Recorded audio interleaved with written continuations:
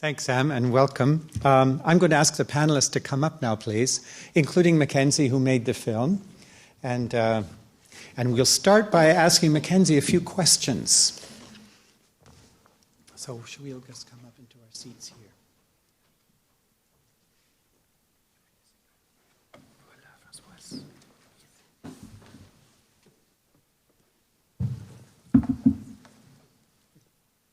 So come and sit over here.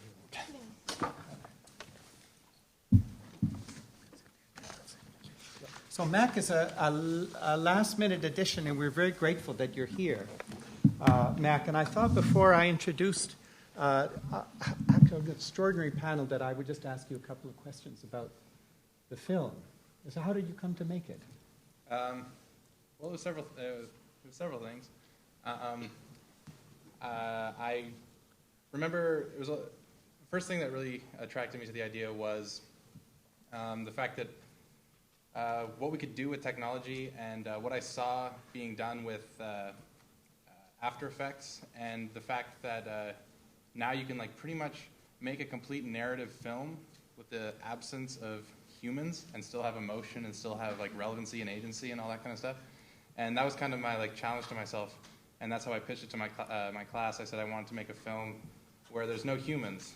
There's everything that does have humans are past events that are replayed using things on Facebook, like a Facebook video playback or a photo album that slowly kind of transitions and fills in the gaps using the main character's mind. But yeah, I wanted to make a narrative using social media, because I think everyone who uses it and goes to events and goes to places and they're pretty much archiving their lives to such a degree that I think you can make stories with it. It's a language now. And did you go straight to betrayal from there, or? I'm just a sucker for interesting, dark stories. But I thought it was a cool way to show characters using. I knew if I was going to approach a story like this, I wanted it to be inside the head of one character. And then that character became really interesting to me. I figured out what was he trying to search for, and what was his goal in the story, and what does he do in order to try to achieve that goal, and is it the right way to achieve that goal? That was a question that I kept playing with when I was doing revisions, writing it. Should he be using social media to solve this easy mystery if he were just to give her a call, or just go talk to her face to face and ask are you dating Holt? But to him, he thought using social media to become this sleuth type character he was just getting deeper and deeper in. But he felt he was making more of a connection, but really was he being more disconnected with reality? Sorry, did I even answer that question? No, that was a pretty good question. Well, thank you, and thanks for joining us this evening. We were going to have a fourth panelist, and it's terrific that you could be here, actually. You're not even a substitute. We wanted you to be here, so we're glad you're here. So in any case, I'd like you to meet our panel. Can you hear me all right? Because I'm sort of between microphones. Can you hear me in the back? Is it okay? All right. Thank you very much. Merci beaucoup. A little bit better. Okay. All right, we'll try not to fight. So we should have a pretty interesting conversation this evening, I think, and we have some wonderful guests that we have the honor to be with us. Each person is going to speak a bit and give you an address, and then I think that if you're keen to talk after that, we can begin a conversation and have a conversation between ourselves as well. But on my right here is Françoise Waquet, team leader and director for research on history of knowledge at the National Center for Scientific Research in Paris. Françoise has written and directed many books, journal issues, and over 120 articles on the learned networks of early modern Europe. Notably, she has authored La République des Lettres, the Republic of Letters, in 1997, Les Enfants de Socrate, the Children of Socrates, 2008, and Respublica academica, 2010, She's edited, among many other titles, Forms of Communication in the Republic of Letters, 1600 to 1750, published in 1994, and Mapping the World of Learning, the Polyhistory of Daniel George Morhof, which was published in the year 2000. And she's guest lecturer for us here in British Columbia, and she was invited by the Consulat de France, by the French Consulate, for which we're very grateful. And thank you so much for coming. And I should also mention one more thing, that you've recently edited a collection of essays entitled The Friendship and Science. So I'm very keen to hear about this, so we look forward to your talk. I'd like to introduce also James D. Fleming, the other end here, the Associate Professor of English at Simon Fraser, where he teaches Renaissance literature and hermeneutic theory. He's the author of a monograph, Milton's Secrecy. I'm keen to know about that, in the year 2008, and editor of an essay collection, The Invention of Discovery, 1500 to 1700, which was published last year. He recently co-hosted at SFU Harbor Center the International Conference, Disciplines of Knowing in the Early Modern World. And Mackenzie Warner, you've heard from him already. I should tell you that Mackenzie's going into his final year in the film program here in the School for the Contemporary Arts, and is working on a new project for that class, for that, which we're going to be talking about soon. And the name is? The project? Yeah. So right now it's called Departure. Excellent. So you'll be seeing that next year. Come to the screening next May. You'll see Mac's next film. I guarantee it'll be wonderful. So the whole screening will be wonderful. And also I'd like to introduce the person who helped really to organize all of this, Hélène Cazes. She's the Associate Professor in French and Medieval Studies at the University of Victoria. She studies humanism, defined as an art of asking questions and questioning answers. She's a scholar of Renaissance texts and networks. She spent the last years working on public declarations of friendship in the 16th century war-stricken Europe. And your website is here. Should I give that out, do you think? Yes, okay. I would like someone else than myself to go on this website. There's a young man who might be interested. Yes, but in any case, be keeping you. Hélène Cazes, we'll give you the address .info afterwards, so we can get that out later. Yes. But anyway, Hélène, thank you so much for organizing this, and you're going to introduce the panel. So thank you very much. Thank you all for being here. So now that's real, and thank you at the table for accepting the invitation and making it interesting. Thank you also, Reynald Bellet. I can't see him really because he's in the light, but he made it a wonderful adventure. I'll try and be computer literate. And to introduce this evening, I'm not computer literate. That's escape. Here. No, I don't want that. I want this. We'll pick it up as soon as we're ready here. That's here. Yeah, it starts so. I started here. So first, I want to say that if you have cell phones, Blackberries, Blueberries, iPads, iPods, iPhones, you can switch them on, because that's the only evening where you won't be looked at in a bad way if it rings. So take advantage of that. That will be about networks. And I came to modern networks through Renaissance. So that's what I started with. These little notebooks were collections of declarations of friendship in the end of 16th century. That's in Northern Europe. It's the time of wars of religions. You can be killed or burnt at stake or hung or just murdered just for your opinions. It's difficult to have a fixed position, to know on which side of the new borders you belong. And that's when people start to collect declarations of friendship. And I think that they keep collecting declarations of friendship on the walls of Facebook, on their text messages. But also we want to show that, and we want to keep memories of the friends that we have, because we exist through these friends. and we need to have a public persona to interact with the world. These relationships with friends are much more flexible than the relationships we can have with real people, starting with the parents. We can't change them, and they are not virtual at all. But also with the schoolmates, the colleagues, the guilds, the powers, the institutions. And very early, but also now, they've been criticized for this very flexibility. There are people who say that we use the word friends when we go on Friendsbook, Maskbook, Facebook, too easily, and that it has lost any meaning. And there is a man who proposed to unfriend everyone and declutter our Facebook pages with criteria like, would you lend someone $50? But I'm not sure that we can define a friend by the $50 that we would lend. And I'm sure that we have many kinds of friends. And I'm also sure that it's been a long time that people complain that we use this word too much.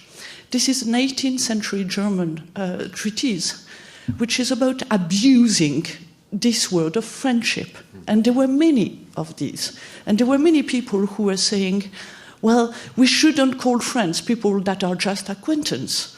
Or this is not friendship, this is pure interest. Or this is power. Rather than answering questions to which I have no answer for, I want to show you some of these public declarations of friendship, just for pleasure.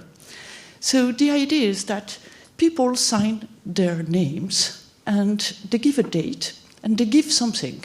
It can be a drawing, and here it's a symbol for friendship. It's between students. It can be poems, and you can show off. So if you know Latin, that's good. That's the lingo.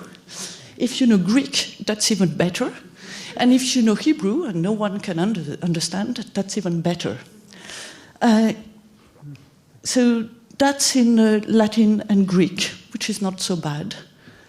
And also, if you know how to have a nice paraph for your signature, that's better, and that's recognizable. So these are all drawings that were collected by students at the end of the 16th century, at the time where they were leaving their town and going for a long tour, and sometimes in exile. This is a drawing, that's one of my favorites, where the student says, don't go to the lecture, you can read the book, and that's much more fun. And this is also a drawing of a naked woman, which is also always a big success. And this is friendship.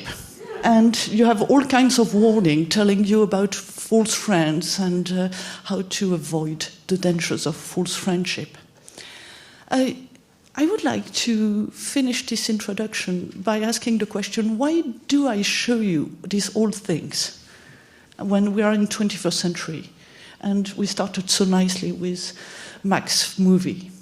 Well, because sometimes when we are in the things, we are short-sighted, we have blind spots. And instead of thinking over what we are doing and getting awareness about our own practices, we just repeat what's in the air. So what's in the air now is, oh no, that's not friendship. People are very lonely behind their computer. That's because of this new technology that friendship has lost any meaning, virtue, honor, value, or whatever. And it's very difficult to go outside of it and look at what we are doing and articulate the categories to analyze it. It's much easier to get out of the picture. So let's look at another landscape. And that's what I propose that we do with Françoise Waquet. Let's look at this landscape of the République of Letters. Yes, that's the English word. Republic of Letters. In the Renaissance and Enlightenment time, where people do have virtual friends, where they have practice that look like this. You know, let's put publicly up the list of our friends, and let's find good quotes about friendship, and define an ideal world alternative to our real world. If we take this methodological detour, looking at something else than ourselves, then what I hope is that we can find categories to look at our own practice and be aware of what's at stake and what we are choosing when we are using these social networks. So now I have to thank again everyone, you, Reynald, Colin, the panelists, but very especially Françoise Waquet. She is a wonderful historian. I've read her books for years, and I dared inviting her, and I was very happy that she could make it. I think that she knows, more than anyone that I know, how people in 17th and 18th century Europe used to communicate to each other, and how they built something that they called academia, which was a kind of utopia, but which worked in the real world. And I'm very happy to sit down and let Françoise talk.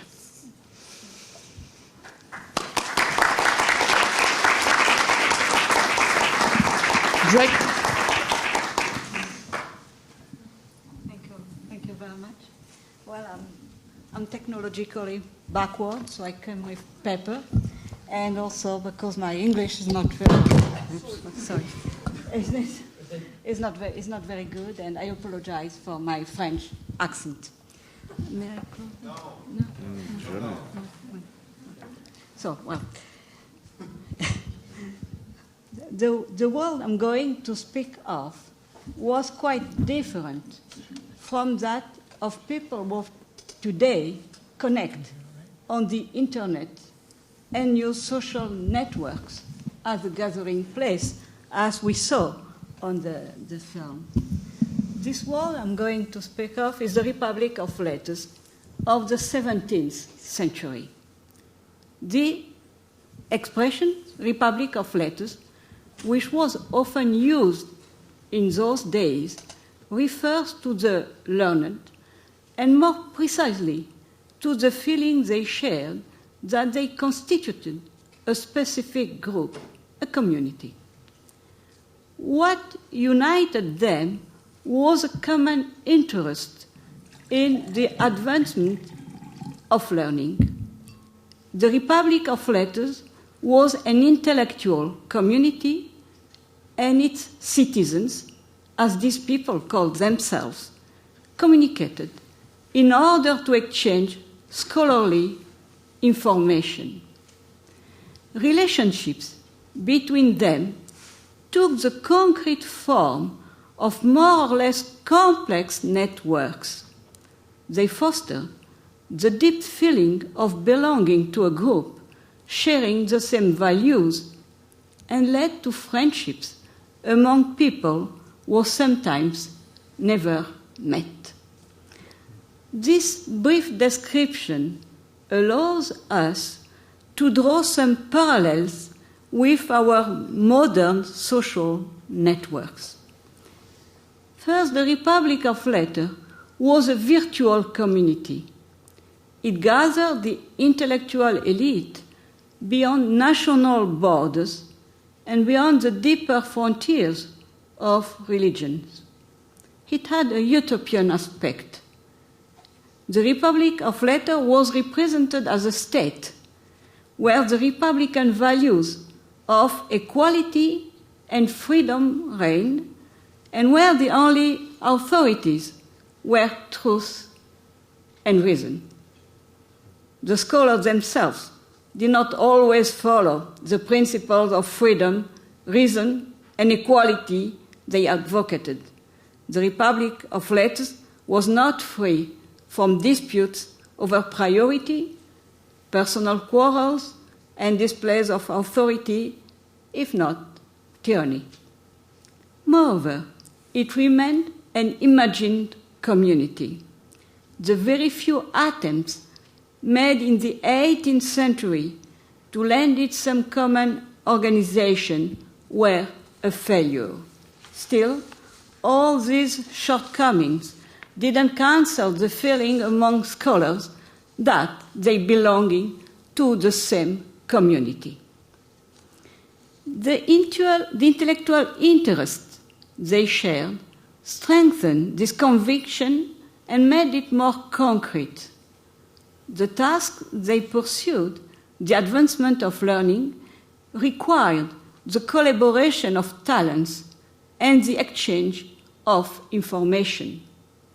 Communication became a key word in those times, and when it was a compliment to say of a scholar that he was communicative, meaning that he was willing to share information and facilitate access to it. The learned needed to know, and it's the same that today, they needed to know what had been published elsewhere, which was not that easy, as printing was generating a flood of books already in the 17th century.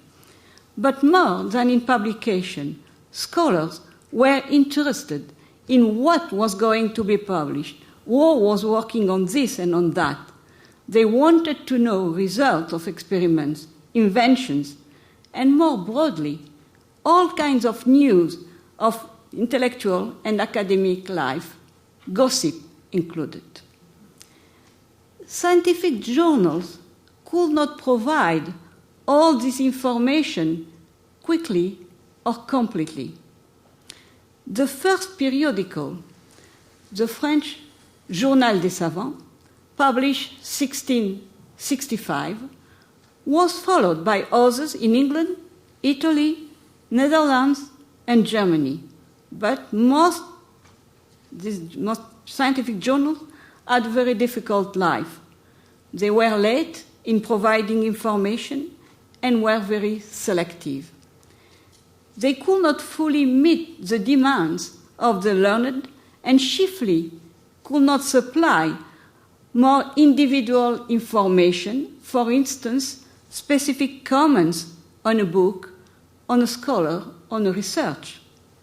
For that, another way of keeping in touch was required: correspondences. Letters made it possible to transmit more information and to customize it according to the addressee. As their aim was to provide information, the form in which these letters were written was very simple and very direct. Flowery rhetoric would have been useless, wasting the time for people who always were in a hurry. And you have to think that scholars in the 17th century were in a hurry as we are today, it's not different.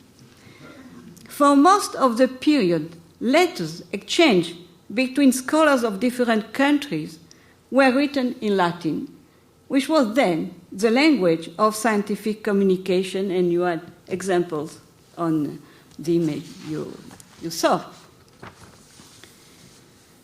Networks of correspondences developed throughout the period, crossing religious and political boundaries. The basic unit was the exchange of letters between two individuals. Any one person could have several correspondents, but economic constraints limited their number. Letters were expensive. It was not free as today. Only scholars who were very wealthy or enjoyed the patronage of a prince could afford large or even very large networks. For instance, the great mathematician and philosopher Leibniz took advantage of his position in the service of the Duke of Brunswick to build a network encompassing not only the Holy Roman Empire, Germany, but also Western Europe, indeed extending as far as Peking, Canton, and Sumatra. Some individuals, according to their personal means or position, constituted nodes in the virtual community of the Republic of Letters. Receiving information, they forwarded it to others. However, it could happen that a passage in a letter was specified as for you only, stressing that it should be kept private. But most of the information, and the information was rare, most of the information in such letters contained could be made public. I'll give you an example.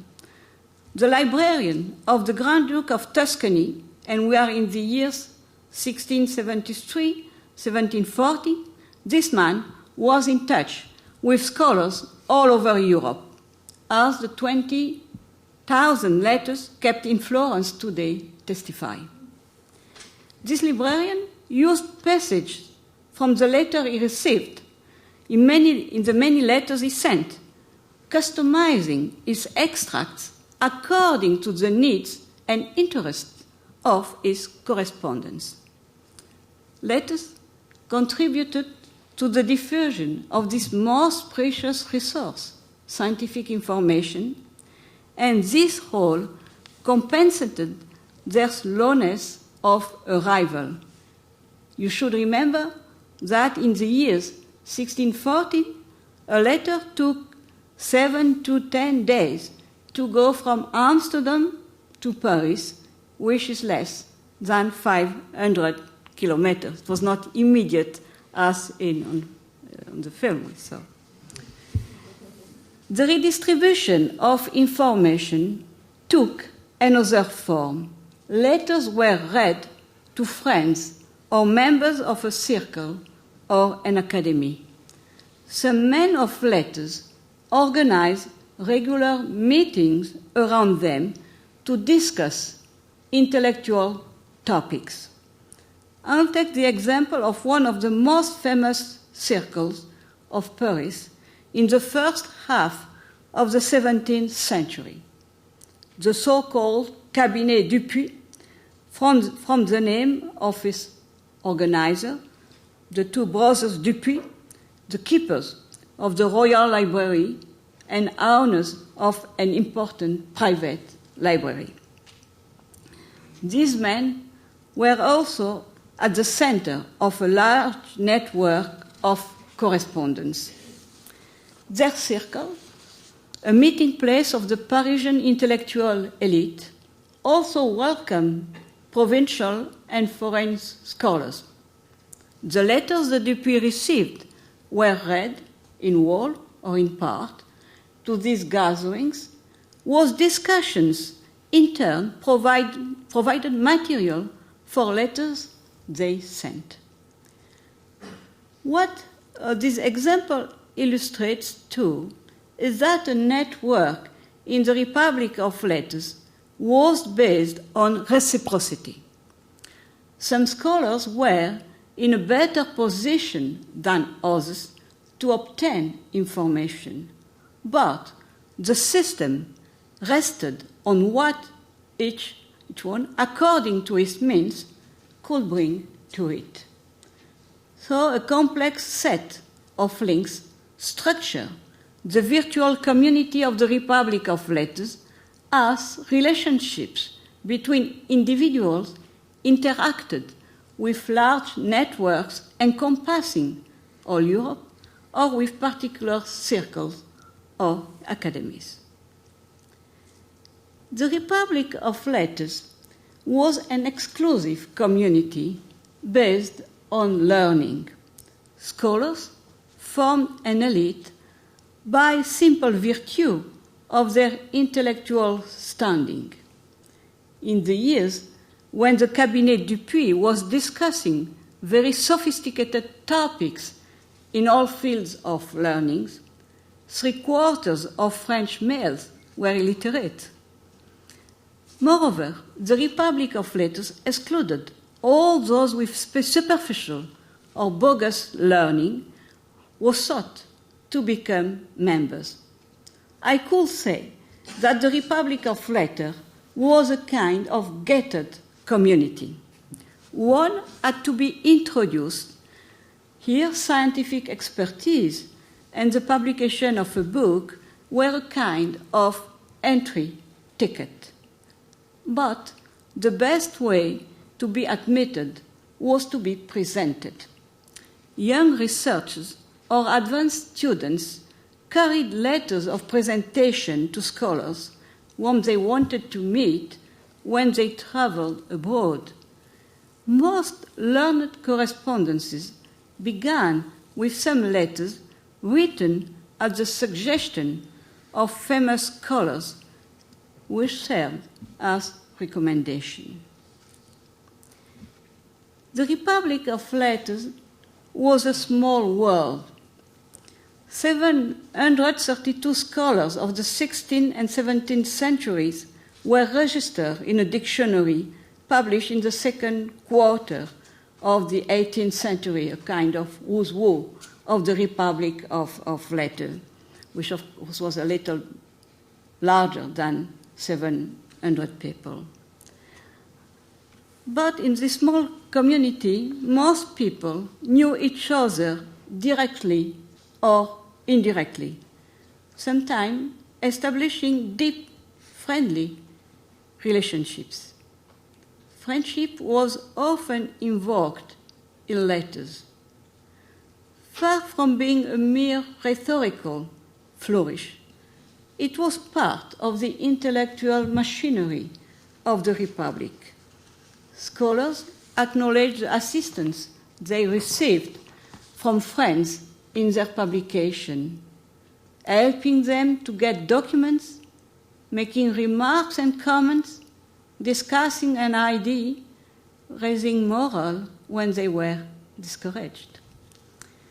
It could happen that scholars who had been corresponding for many years and developed a close friendship never met each other. Exchanging portraits was a way of making such a virtual relationship more concrete. As we can see from the case of a scholar unable to send back a portrait of himself because he was poor, and the scholar provided a physical description of his person instead. These printed portraits satisfied much more than simple curiosity. Affixed to the walls of his study, they gave a scholar the sense that he was surrounded by his good friends as he worked and was talking with them. To exchange letters as well as portraits lived out an ideal of conversation crossing all boundaries. Since antiquity, letters have been defined as conversation between absent friends. The 17th century Republic of Letters often cited this phrase. In spite of their many differences, and you could see these many differences, contemporary social networks, in my view, express the same basic desire to form ties and to build communities between people with common interests between friends. Thank you very much for your attention.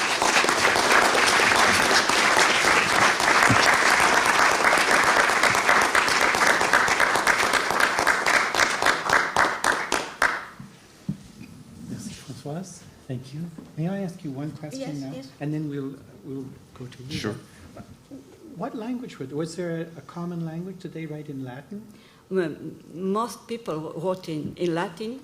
In those times, the knowledge of foreign language was very, very limited, So it was more easy for them to write in Latin. Also, you have to know that in the academy, for instance, teachers in every country, in France, Italy, Netherlands, England, they were lecturing in Latin, not in their own language. Yeah. So for them, they were they were lecturing in Latin, reading books in Latin, so it was very easy for them to write them in Latin. As today, scientists, in all the world. They write in their articles in English because the English is a kind of new Latin, if I can say that, for the intellectual world, So. Interesting. Thank you so much. Well, we'll come back to these questions. See. So, James. Sure. Well, thank you very much. That was fascinating, and it's really a delight to be here. Hélène characterized this event as a debate, which is really kind of, brutal.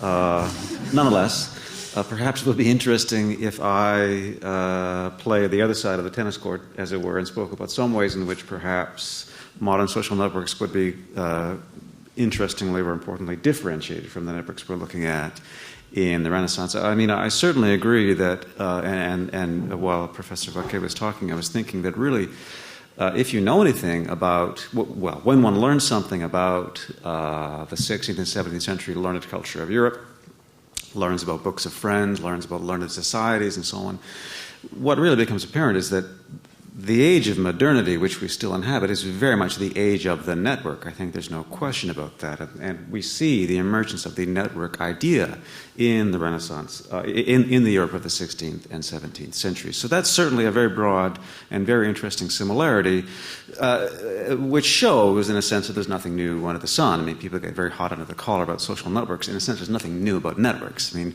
Facebook is a wonderful way to have a network, but to have a Facebook, you have to have first the idea that it would be good to have a network, if you see what I mean. And that's the animating idea, I think, of social life and modernity, going back certainly to the 16th century. But we can maybe note two broad, general, perhaps interesting differences between these networks of the period and the networks that we have today. One of them would be, I think, and Professor Waquet mentioned this very clearly in her talk, one of them would be that we're talking about exclusive networks, extremely exclusive elite networks in the humanist and scientific societies of the 16th and 17th centuries. They are, of course, learned societies. The marker of that learning is Latinity. In other words, knowing and speaking and living in Latin. And really, it's impossible to underestimate the extent to which these guys, mostly guys, I'm afraid, be they English, French, German, Italian, Polish, Russian, or whatever, it's impossible to underestimate the extent to which they lived in Latin in their intellectual and scholarly lives.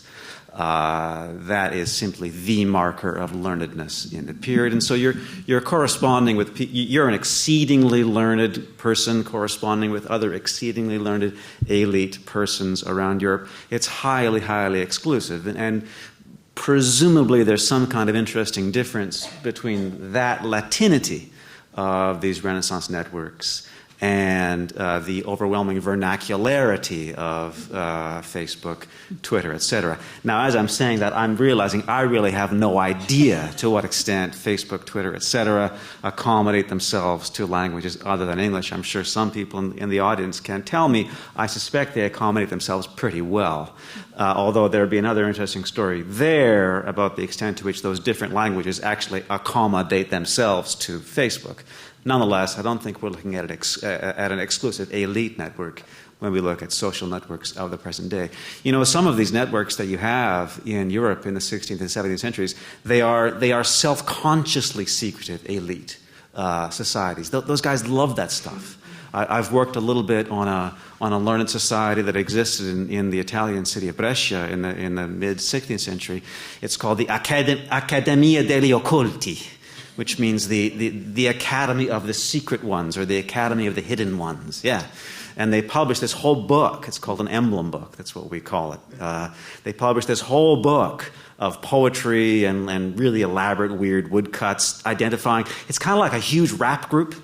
Like each member of the society has a name. Their names are like the Il Nebuloso, the cloudy one, Il Offuscato, stuff like that. And they have a poem talking about how secret they are, and so highly, highly elite, exclusive groupings. That would be the one difference that I want to point to. The other one, which I think is maybe even more interesting, and which we can perhaps open up into a discussion involving the whole room, has to do with the nature of conversation, the nature of dialogue, as it is assumed in modern-day social networks vis-a-vis or versus the nature of dialogue as it is assumed in these networks of Europe in the 16th and 17th centuries. Scholarly dialogue in those networks in that period is absolutely no holds barred. Okay? It runs the gamut of everything from, repetition of of somebody's work or view to compliments to outright harsh disagreement to extraordinary insult. And actually, publishers know that in the period. There's a practice in the academic publishing of the period. And academic publishing, actually, there's money in it in the 17th century, believe it or not. People buy these books. Publishers would actually solicit competing tracts from intellectuals who were opposed to each other, and the more insulting, the better. And they would publish them together, and those books would sell because people would want to see the horrible things that these different intellectuals would say about each other. One example that I'm familiar with as a literary guy has to do with John Milton, the author of Paradise Lost, etc., who, in his day job, so to speak, was a polemicist for the Republican government of England in the middle 17th century. And he wrote an extraordinarily vituperative series of tracts, actually, which he called The Defenses of the English People, directed against a French intellectual who in Latin was called Salmasius, who had been foolish enough to attack the English for killing Charles I in 1649. And Milton just basically took Salmasius into that death match ring and didn't let him out until he was bleeding from every orifice, and then somebody else defended Salmasius, and Milton attacked that guy. It's a whole series of polemics, and that's very, very characteristic, I think, of the learned discourse of the period, the networking discourse of the period. It's really rough and tough. It's dialogue that runs the gamut, as I said. Now that I think is really interesting because it seems to me, at least, that when we look at something like Facebook, we're looking arguably at a very, very different conception of what dialogue basically is. It's a conception, I think, of dialogue in which bad stuff isn't supposed to happen. Insults aren't supposed to be advanced. You're not even supposed to talk about stuff that people might find troubling. I'm a late adopter myself, so I came to Facebook only, I guess, a couple of years ago. And initially I thought, this is great. This is where I can share all my opinions about, politics, whatever, the environment, whatever.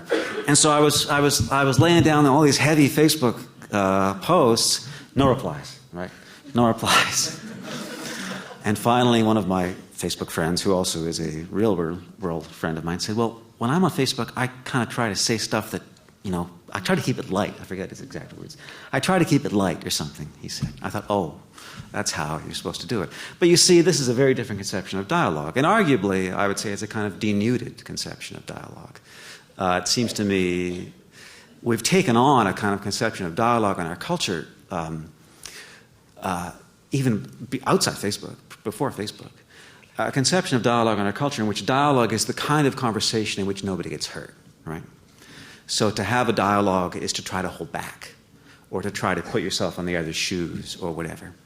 It's a dialogue in which there's no offense. And, this is really interesting to me in a problematic way because one of the intellectual hats I wear is in, I'm going to stop really soon, you guys have promised. One of the intellectual hats I wear is in what's called philosophical hermeneutic, which is the attempt to understand what understanding is. And it goes forward under the aegis of a late, great German philosopher named Hans-Georg Gadamer. And Gadamer points out, or he argues, that if you really want to respect the other in dialogue, the very last way to show that respect is to hold back your own view. Do you see what I mean? As if you think that the other won't be able to handle it. So Gadamer argues the way to respect the other in dialogue is precisely not to hold back at all. The way to respect the other in dialogue is precisely to reckon in advance that you have no idea what the other in dialogue can or cannot handle, can or cannot understand, or whatever. And therefore, what opens up from Gadamer's insight is simply the attempt to put your own view as clearly and as fully as you can, and that's real dialogue. I used the word offense a little while ago. In German, the word for offense is Anstoß, which is a terrific word because it also means kickoff in a game. We've taken on, I think, a conception of dialogue in our culture, and it's furthered by Facebook, in which dialogue ends where Anstoß begins, right? Dialogue ends where offense begins. Gadamer's countervailing insight is that dialogue begins where Anstoß is, where that offense or that kickoff occurs. That's when you're actually placed in the position of being able to learn from your interlocutor. So that ends my little rant on that. And those would be the two differences I would want to point to about humanist social networks versus the networks we have of the present day. Thank you. Thank you very much.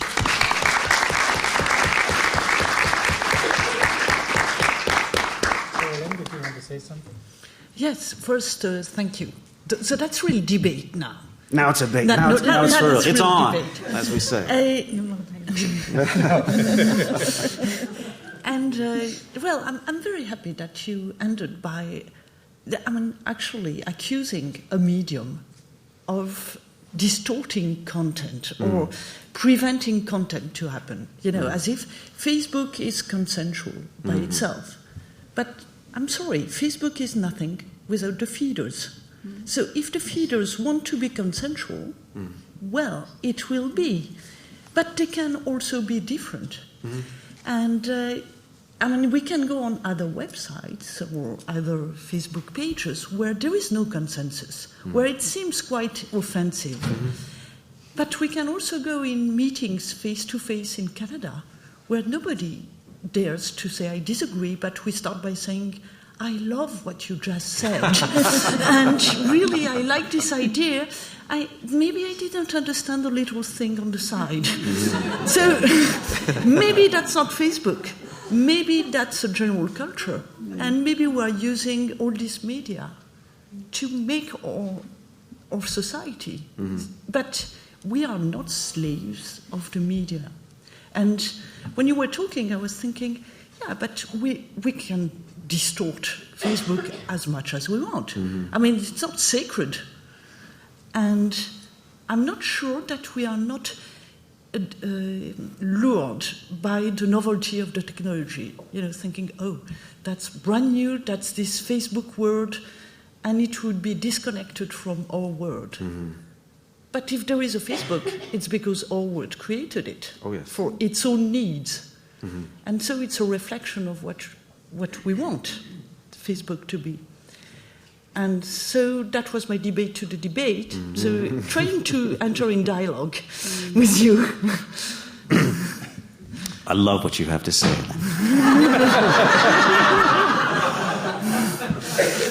Really, thank you for that. Well, thanks, everybody. Thanks for coming. No, of course, I completely agree. Facebook, I do agree. To a point. Disagree. Facebook is clearly fulfilling a pre-existing need, or perhaps to put that better, it's mapping itself onto pre-existing assumptions. And certainly, as I was saying earlier, one of those assumptions is, and it's kind of so obvious that one can scarcely even see it, but one of those assumptions is that having a network would be a neat thing to have. Like you actually have to have that thought or that idea, that assumption, before that can be a Facebook. And I certainly tend to agree, too, that insofar as there's a suppression of truth within dialogue, this is a pattern of our culture for good and ill reasons, which certainly precedes Facebook and goes way, way, way beyond it. Nonetheless, I'm a little bit more ready than you, Elaine, I think, to take on board the notion that a given technology can have a feedback effect on the use that we make of that technology. In fact, generally speaking, I think if we look at the history of technology, we'll find many, many examples where technologies define the terms of their own success, right? In a feedback loop or a recursive kind of manner. And as far as dialogue goes, I would certainly tend to agree that Facebook presents itself to a restrictive conception of dialogue which is already there. But I think Facebook also probably tends to reinforce that conception. So again, I think it probably does become a feedback loop in that way. Such that, if that's correct, when you have been habituated to Facebook, perhaps you are even less inclined than you were before to give offense in dialogue, insofar as there is no offense in Facebook. And you mentioned other websites, which is a terrific point. That's kind of the other side of the coin. It's become a horrible thing now, of course, that whenever you read a newspaper online, which I do obsessively, they all have comment streams, right? Mm-hmm. And these comment streams are just the worst thing you've ever seen. They're horrible. And the worst thing about them is that the comments that are there are the ones that they didn't take off the website, right? Because the ones that they've taken off are because they do that. But still, the comments that are there, you're an idiot. Oh, come on, Toronto 252, get your blank out of your blank. It's awful, awful stuff. So on the one hand, it's as if we've got a kind of Manichaean universe of dialogue online. We've got Facebook, where everybody's nicely, and everybody talks about puppies and I just had a really good muffin, yum, and stuff like that. And that's friendship. And then you've got the Globe and Mail comment stream where people are going at each other, hammer and tongs. So it's as if there's a problem of integration, if you see what I mean. Because one's anonymous and the other one isn't. One's anonymous and the other one isn't. Yes, sir. Not many people know this, but in 2007, Mark Zuckerberg came to Vancouver. He spoke at a conference at the Pan Pacific Hotel, and I arrived at the conference and heard a rumor about something called Facebook. So I went to his presentation, and the room was packed. And Mr. Zuckerberg got up, and I don't think he was wearing a hoodie at the time. And he gave a talk about Facebook, and he said to the audience, I've got 8,000 people on my Facebook page, and they all want to be my friend. And I just want you to know, if you came to my Facebook page and you want to be my friend, I won't be getting back to you. So I put up my hand, not unlike tonight, and I said, has anyone ever figured out that relationships of social utility are not something to build a civilization on? And by the way, he called me sir, which I knew was a death knell for my career. Afterwards, about 6 people came up to me quietly and said, thank you so much. Since then, I've not been interested very much in Facebook, but I'd like to thank the young filmmaker tonight for giving me a deep and primal insight as to why I don't like to go there. And it's very, very important. First of all, everyone should remember Kodak Yellow. Kodak was the innovator that probably contributed most to Facebook. Second of all, a recent murderer, dismemberer, and cannibal, who also had a fondness for the Postal Service and international internet and social networking, drank a bottle of blue, and I lost my taste for Labatt's. And indeed, and so now I know why I stay away from Facebook as quickly as possible. I'm afraid it will give me an aversion to the color purple. And, so my spectrum of affiliation with color is being impacted by iconification and branding of color on the internet. Your comments. No, but I'll work on it. Does anyone want to respond? Yes, but I don't dare not to disagree. But actually, I thank you very much, because you just made your point. You could talk. We are together in this wonderful place, and we can have a real conversation. Yes. And I'm not sure that everyone has this chance. And that's why, I don't need to go on Facebook. And I don't think that any of you need, because we can meet, we can talk, and we like to disagree too. But there are many people who don't do that. And I'm thinking of my teenage daughters who think that they look ugly, that they are ridiculous, that everybody is going to make fun of them if they say what they think, and so on. And that's a very good way to have a public voice, to build your persona. So I'm not so, how can I say, tranchant, cutting, so sharp. But I like your healthy reaction to this to this inflation of I have 8,000 friends. Well, what he was saying that he had enough. He has too many, and I'm not sure that there is equality when you have thousands. So that's also the thing. If we keep saying you are my friend, but actually you follow me, and I say where we go. Well, I'm not sure there is a real reciprocity. And Madame Waquet was talking about that. Even with a master and disciple in this Republic of Letters, there is a mutual respect.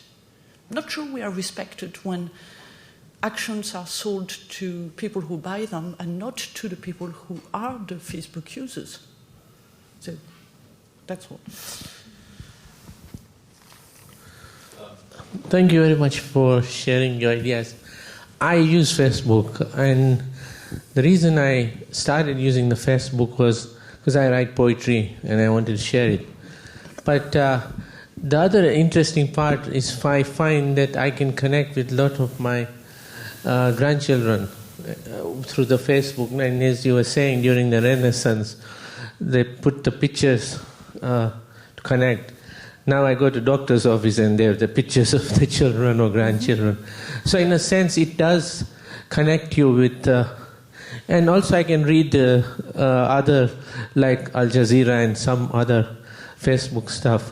So I find Facebook very useful, and I would encourage the guy behind me to go into it. Don't worry about the negative things. But my main question is, I restrict my number of friends to 63 because I'm 63. So if anyone applies, I have to delete one.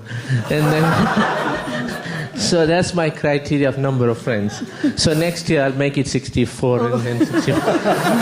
And as far as the film goes, I thought you did a good job bringing up the issues. And I was wondering if in 2012 there was no Facebook, how would your film be? I mean, what kind of film would you have made it?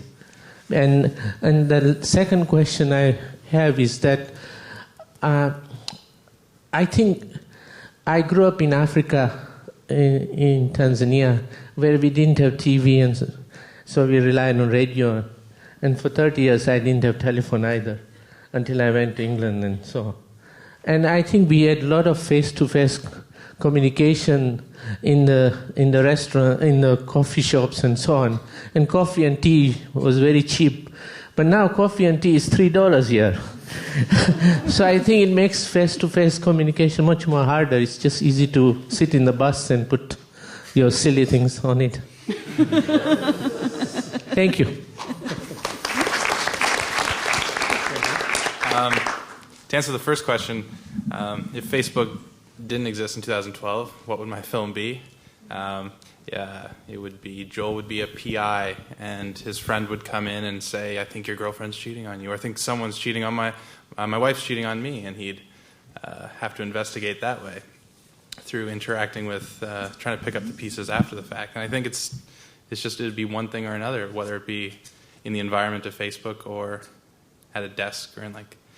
Would you have used like Prince Charles recording the conversation? Sorry, what's that? Would you tape record the conversation between boyfriends and girlfriends? Yeah, that would be interesting. Yeah. Okay. Did you want to say Prequel, something else, sequel?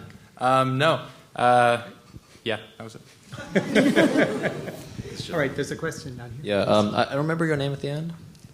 James. Yeah, James. So I was a bit shocked and surprised when you speak about Facebook as being this domain, this public domain that is somehow coerces niceness and kindness, and maybe that's anecdotal experiences of your own experiences, right?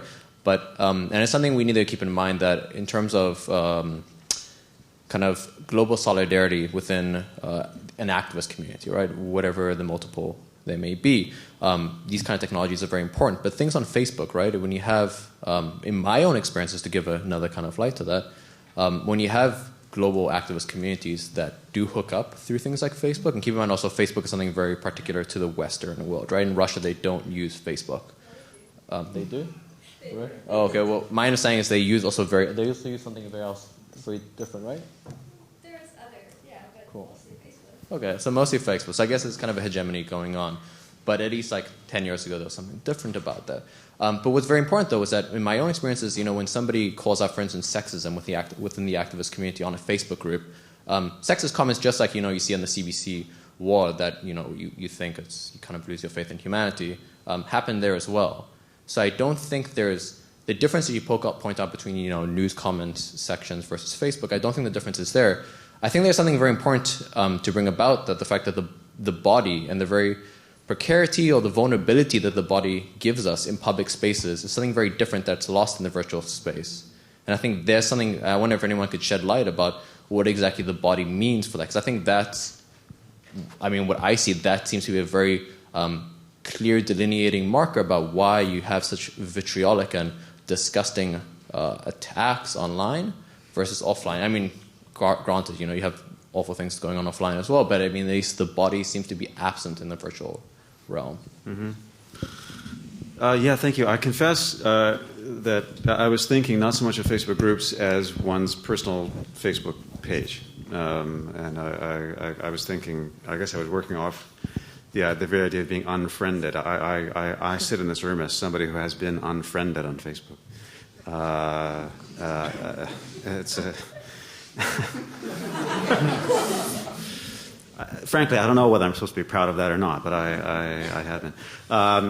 So I confess that you're right. Of course, there are Facebook groups in which you will find all kinds of vituperative and otherwise, let's say, non-restrictive dialogic deployments, certainly. So I was thinking mostly about a personal Facebook page. As for the body, I don't know. I mean, I think the comment that was made in the audience earlier probably speaks to a lot of what you're talking about. Anonymity, regrettably, anonymity makes people behave badly, or at least it seems to lend cover for people to behave badly in certain ways. So it's the absence of the body, certainly. Also, it's the absence of a personality, absence of, I suppose, responsibility. Does that answer your? Somewhat in a sense. I was more pointing to the fact that Facebook is still public domain. Sure. Identity there. You still have the same vitriolic remarks that you get even under the guise of anonymity. Yeah. On Facebook groups, certainly. But I guess my point was that in terms of your Facebook page, the cutoff is unfriending. The punishment is unfriending. So it's a departure, quite a radical departure, really. You render somebody persona non grata. That person no longer exists in my Facebook universe. And so that's where I was going in terms of the extent to which offensiveness, productive or otherwise, is not at home in that conception of dialogue. But I may well be wrong about that 100%. Sorry, can I jump in quickly? Sure. Can I just ask again what can you rephrase what you said about the body, like how someone's physical demeanor or appearance and how that relates, what you were saying about that? Sorry. I mean, it just strikes me that the online domain lends itself to such offensive, sexist, racist, ableist, whatever kind of remarks, right? Not to say that you don't get that in the real space of public domains. I guess like the outside space, but it seems to me the very difference, or what I see as being a very, very stark difference between the virtual space and the non-virtual space is the presence of the body, right? And I wonder if that presence of the body lends oneself to vulnerability and a sort of precarious state, right? When queer people walk down the street, they're at odds, they're at odds of being gay bashed in a very physical way that leaves very physical scars, whereas online, that kind of presence isn't there. Yeah, well, like on Facebook, you can't have a bad hair day because you control every day on your profile pic, or you pretty much have control of your image 100% of the time. I think that's what allows a lot of people to not only feel comfortable creating their entire image, but as well as feel afraid to solder that image or like do something offensive in that image, because that's pretty much their perfect self-representation. They're representing themselves in the best light because they have complete control over who they are in that world. So I think that's one of the reasons people hold back. Me. Yeah, I think that you really create your own sort of body as well on Facebook. You create this sort of separate body from yourself, from the images that you put out and the perfect images that you want people to see, and through the sort of body that you instill in your voice on your Facebook. It's like a sort of like a separateness from your own body that's left in your comments that you're monitoring. And your posts that you body through the images that you post, the videos you post, all the things that you like. You're kind of creating this sort of online perfect self, perfect body. Sometimes people operate through other identities and other names. So you're creating a total like separate human than you are. And it's interesting because I feel as well that Facebook is a real space for people to sort of. Thank you. Facebook is a real space for people to really kind of show their best self as well. It's very nice and happy, like more so than you would be personally, where some people are kind of unhappy because Facebook seems to have this really happy, favorable kind of point of view that is being posed from the various personalities on Facebook. So I wonder if you could comment about that a bit. Thanks. Yes, and may I just pause for a sec? No, I just want to say that we have several hands up, so I'm going to actually be pointing out who should talk, and that way we can make sure that the microphones are there. So, and were you going to talk up there? Because I think you were first, and then you're definitely second over there. So, Françoise. I want to give some to answer this gentleman about the question of anonymity and the medium. When you study the long history of media, you realize that the ideal is to be without a media, but to be face to face, certain way, presence. And following what you said, it's true that communication is not just the text also typed on your film, but also communication is also the interaction between people. For instance, the Canadian sociologist Goffman showed that very, very clearly, that when you speak to someone, it's not just what you say, it's not what your voice which counts, but also some gesture, the interaction between people. So when I looked at your very, very interesting film, I was thinking about all that, all these elements. I could see some of these elements. For instance, when they were typing, sometimes, there's some energy, you could feel some energy, some feeling there. But also, I have the impression, I'm not a specialist at all on Facebook, but for instance, to put photos on the wall is to put some more reality, to have the people in a certain way, face to face, if I can't say that, but also you realize also what is missing. And I want to add something. When the web was invented, and it was invented by a scientist, at the CERN in Geneva, You know, these people were very interested in communicating very quickly with the web, but for this scientist, when the thing was very interesting, when the research was very interesting, they wanted to speak with the people, the person. If it was impossible because the person was not far away, it was the telephone. And then to see the person and to be face to face. Because also the discussion is not the words, phrases following each other. It's also the interaction in the dialogue, you know. And the scientific discussion, for instance, what I know, doesn't go straight, but it goes like that, you know. So the importance of to be face to face. Can I say one thing that occurred to me in the course of the discussion coming out of your comment? I think it's a really interesting and important point, and it's this.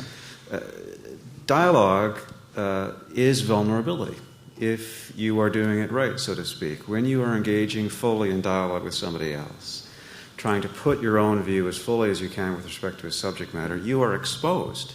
I mean, a conversation which is as fruitful as they can be is an event in which you are lost. The participants in the conversation are lost in the conversation if it occurs as fully and as fruitfully as it can. So that's vulnerability. It's a terrible vulnerability as you try to expose yourself and reach the other in conversation. In that respect, it is, I think, interesting to reflect on the extent to which the dialogue that occurs on Facebook is controlled or is virtual or consists in a shielding of yourself from vulnerability or presentation of a certain persona or avatar or what have you. There we would have, again, I think, quite an interesting axis of differentiation between the dialogue that can occur and the dialogue that is controlled on Facebook in that manner, I think. And continuing on that, I want to say that this dialogue and this conversation is not anonymous. If you want to talk to someone, you don't hide, because otherwise there is no one to answer to. Mm-hmm. And when you were opposing violence on anonymous websites and Facebook, I'm not sure I agree on that, because violence, when it's not signed, doesn't exist. Mm. I mean, there is no one behind that. And the person that signs, that puts his or her name, whether it's her or his real name, and the photograph shows the real features or not. I mean, if you look at the pictures of your friends on Facebook, you won't recognize them. But that's a public person. That's a way of being recognized in this public space. And you're right. I mean, I loved what you said when you said that's our best part. It can be our worst one, too.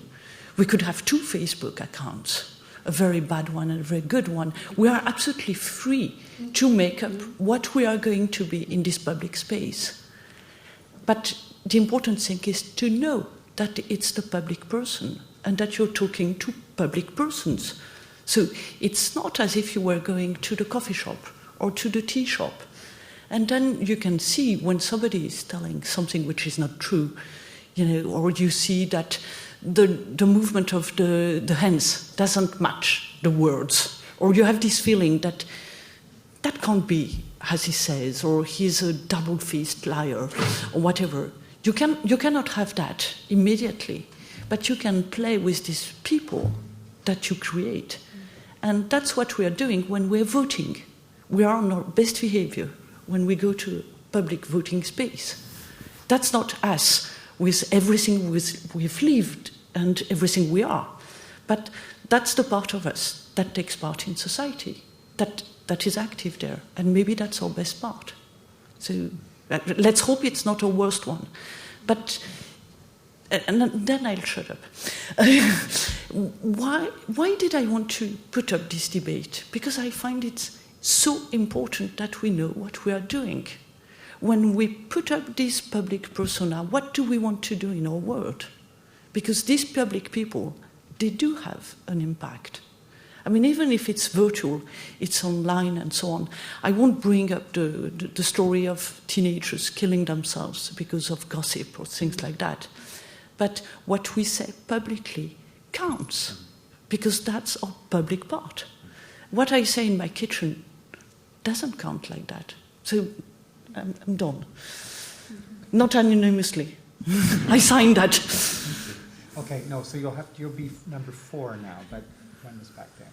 I was just wondering if you could comment on, rather than the idea of Facebook and modern web weakening what it means to be friends, and how you can have many, many hundreds more friends online than you have actually met, but along the lines of the old friend books and the conversations that were held through letters, could you comment on modern social networking and how it is forming friendships and networking and professional relationships with people that you possibly would never meet across the world?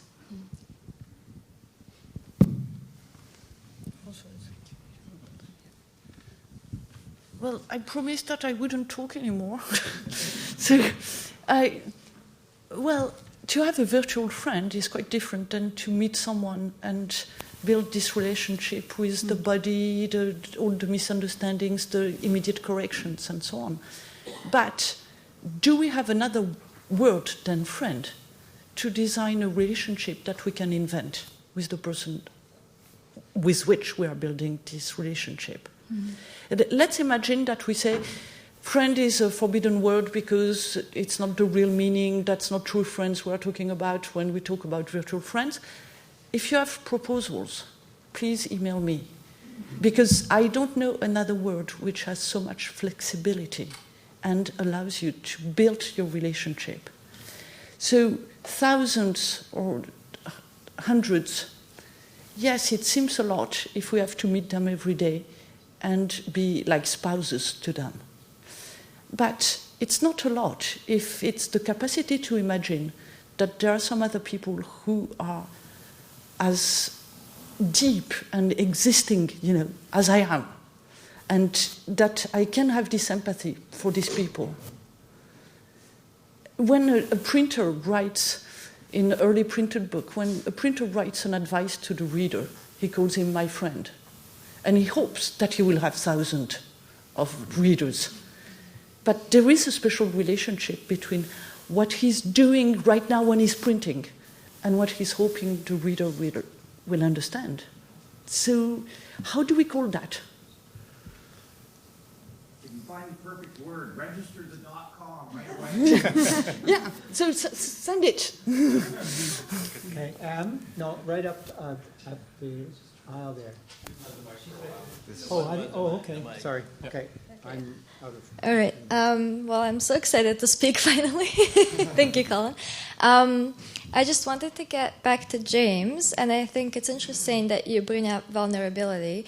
I think that's a key word for a lot of social structures and social networks, and I think not only is there status to your to a person's profile that they try to keep up, but also, or an identity, but also I did find it interesting when you were talking about offensive comments, and I think it goes both ways. I think it really reflects on the person's personality.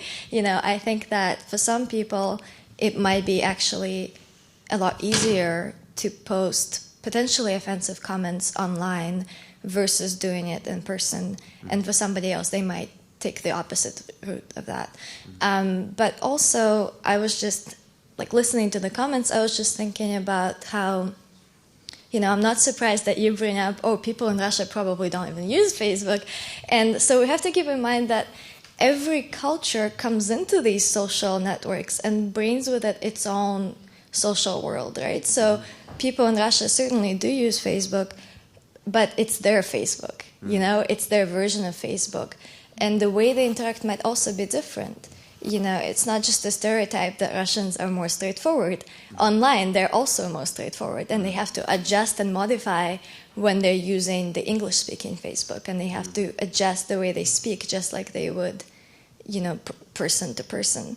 So there's also definitely that. And I think just like maybe the letter system over time modified and expanded and changed, I think Facebook has changed a whole lot, since it first came out. And for somebody like me who experienced the Russian version of it first before I actually came to Canada, and then experienced the Canadian or North American version, it is completely different. So I just thought that was interesting as well. Yes, thank you. Thank you. Okay, we do have to go up in this corner, and there are lots of questions, and I think we're going to end at 9. So we'll try and get as many in as we can, and please, I hope you don't mind being patient. Thank you. Hello. Oh. Thank you. And I'd just like to build on the comment that I think the type of conversations that people are having reflects different people, because I've seen lots of political involved critical debates erupt on Facebook threads, and part of me, when I see these, think that these are important avenues for these people to have, and other times, yes, people do tell you just what their lunch is. So I do think that it depends on who your networks are, and that there are... Are you saying I have a lame network? I think... Well, if it's just muffins, maybe you need to go add more people, because they are out there that do engage in critical debate online on Facebook. And I also just have another question about the letter writing that was touched on the differences about the elite and the question of gender. And you said that some women were involved, but I'm curious if they were indeed involved, and if so, how many? And if they weren't involved, are there examples, or how would women have used these different letter networks? Or what's the difference, the gender difference? Well, the Republic of Letters was a male world, There were very, very few women, till maybe the 19th, significantly speaking, until the 19th century. You have to know that, for instance, in the academy, in the university, women, until a very recent date, if I can do that, were not accepted. And for instance, in Italy, the first women who had a doctorate, make it short, received this doctorate. There were 3 women in the 17th century and beginning of the 18th century. They received the doctorate, but it was said without the possibility of teaching. It was something more, just an honor. It was a complete male world. Well, if I may, I'm not a specialist at all of Facebook, and I'm quite old-fashioned on that point of view. But I am struck by the fact that there is a kind of, in these discussions, a kind of similarity, between social networks and Facebook. I have the impression there are other, kind of social networks. Some are specialized, professional, maybe you know much more that, professional, specialized, or even some are kind of elite networks. You have to be introduced to become member of this network on the internet, So in a certain way, I want to say that because there was a problem of global anonymous, and also, but there are also other networks on the internet which are not that global, and anonymity is not allowed. Well, if we're going to go in order, Trevor is next, and then sorry, you're next. Okay. Please. Why don't you go ahead, and then we'll chat to Trevor. Okay. I just wanted to say quickly that I came to this event because of a post that I saw on Twitter this evening. I'm not involved in the academy or academia. I have not been to university. And I find that most of my friends that are peers who have been to university find a wealth of networking through that venue. And what I find fascinating is when we talk about the elitism of networks and the Renaissance or other time periods, and I parallel that with my own experience being an introvert and not having access to these kinds of networks, natural networks. I can't help but wonder how my life would have been different had I not had access to thousands of different points of view and people. I wouldn't be at this event. I wouldn't be having this discussion. And I find that to learn and to grow as a human being is to explore these ideas. Facebook as an intimidating factor, I think we all know the anxiety that it can cause since we are putting up fabrications, but I think it's really important to understand that it's a tool more than anything, and we all have choice of how we'd like to use that tool. I've found groups of women in media that are getting together that I would have never met before, and those ideas are fantastic. So I just wanted to say that's how I came here. Thank you. Well, thank you.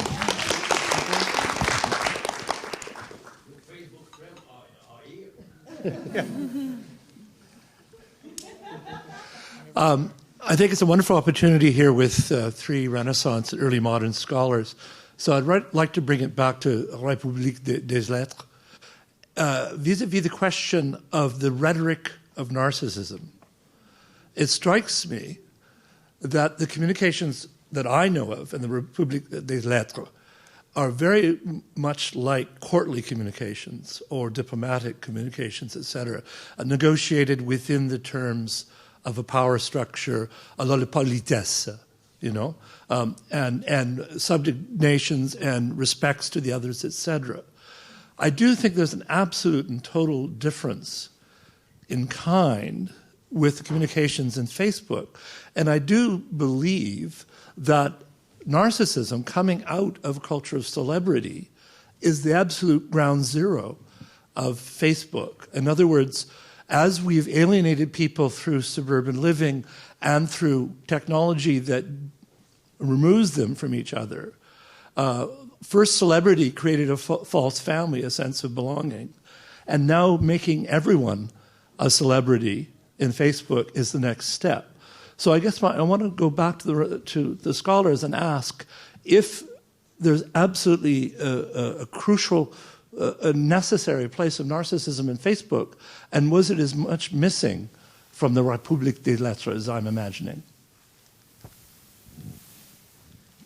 So is the République des Lettres a non-narcissistic or less narcissistic network? Françoise? Well, it's difficult to say. What I want, if I get all your point, in the Republic of Letters, these scholars, they were not, they were writing out of necessity. They were not writing for the pleasure of writing a beautiful letter. They were writing because they needed information, and they wanted the information. And if the answer was not complete, was not providing the information, of course they use a certain language, not maybe the language we saw on the letter film. It was a more polite language, but they expressed, they were not pleased, and they wanted, an information.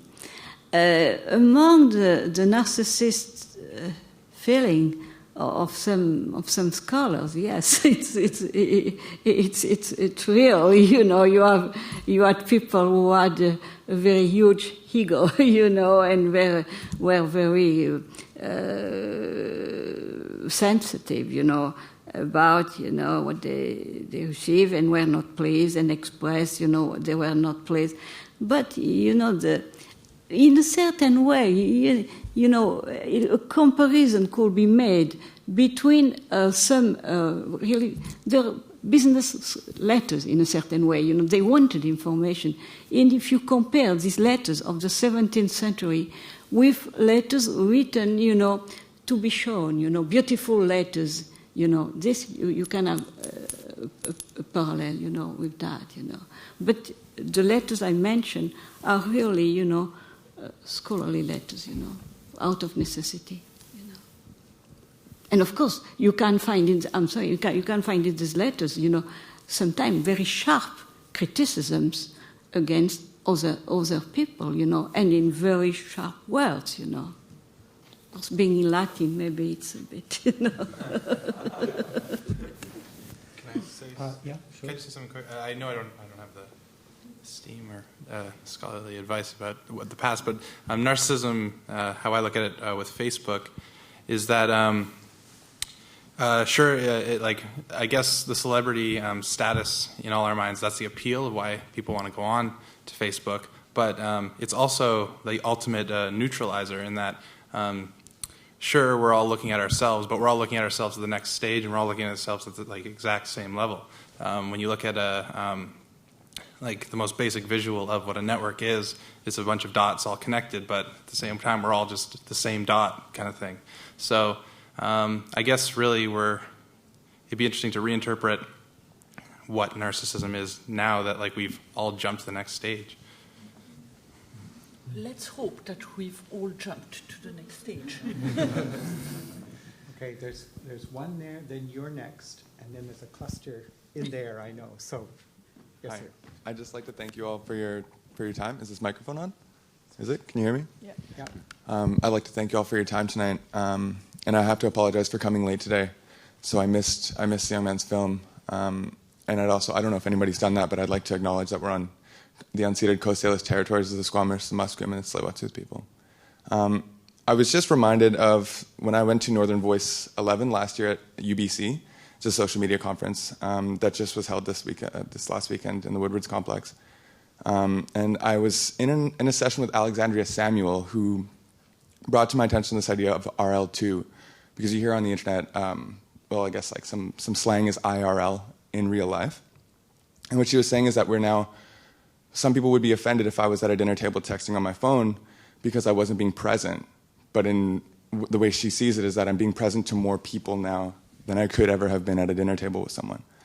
And that reminded me of a conversation I'd had with Sid Tan. He's this older activist in the downtown east side. And we were talking about social media last year. And he said that it's very difficult to find somebody to want to be your friend without having met them in real life, or even to ask them to support a movement without having to made a real connection or a human connection to someone within that movement. But then this was disproved lately when I made friends with someone in Winnipeg who does similar work as me. And now we talk regularly over Skype, and we're about to collaborate on a project, but we've never met each other. So that sort of brings me to, for James, I had this friend about a month ago, or a little more than a month ago, he's one of my good friends, says to me, "Dude, you've got a lot of really political stuff on your Facebook wall, and it's kind of, I don't know, man, maybe it's, and I got really self-conscious about it, so I started posting cute cat videos and, baby gorilla videos and stuff. But I kind of mulled it over for a while, and I made a Facebook update that said, that just acknowledged that I post a lot of political stuff, and a lot of it is Indigenous specific because that's kind of the work I do. And that I have a problem with big media and the way it portrays Indigenous stories in Canada. And I just acknowledged that and thanked everybody who was still friends with me on Facebook. I left it for the afternoon, and I had something like 78 likes and 64 comments.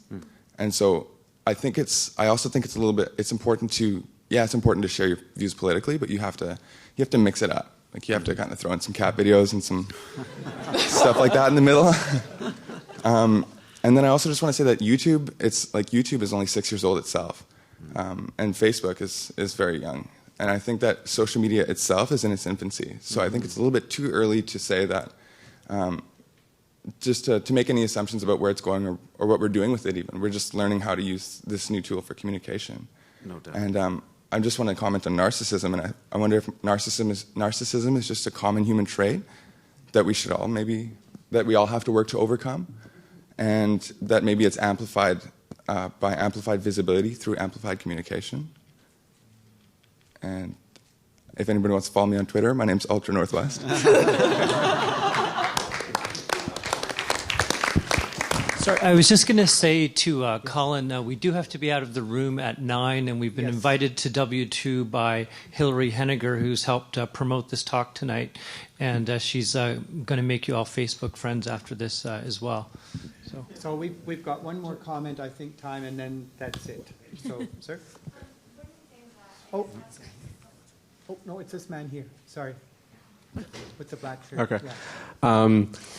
Actually, summed up in that last comment was the dynamic of my question that I was about to answer. And there was sort of on one hand, the democratic potential of social media, and on the other, the sort of collective self-regulation that we all engage with, whether it be, the mixing up between cat videos and politics or whatever. So my question, or my statement that goes out to our panelists on our left, and I mean, you said that violence needs a face. That faceless violence is sort of disqualified as something else, or maybe I'm misquoting you, but that's how I saw it at first. And what came to my mind instantly was the sort of objective faceless violence that we consent to when we transpose ourself, or even to a further extent our subjectivity, onto the coordinates of a Facebook profile.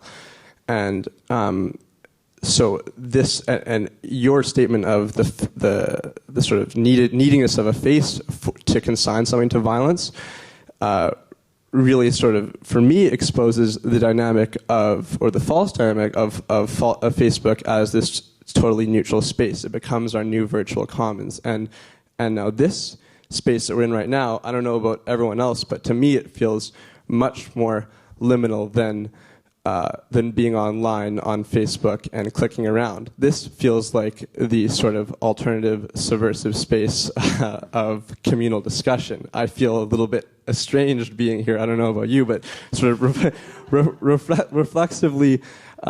reflexively thinking about our communal practices online seems like a much more violent action than harmlessly putting your name, your email, and a whole host of personal information, not to mention photos and insight into your personhood, out there for everyone to look at. So for me, in terms of humanistic theory, the claim that to engage in dialogue we first must go through violence, I think that is very much true for the Facebook world, and it's changing in the real world for me in terms of, in order to inflict violence, we sort of have to talk as we are right now. So that's the way I saw your comment earlier. Well, thank you very much. Yes, it's important that we are in this room, real people. You are not tweets, and you are not addresses, and you are not anonymous. You don't have masks. And we are vulnerable. And I thank you for that. I propose that we keep talking as real people, going outside of the room. But I thank you as a real and as a virtual person for being here.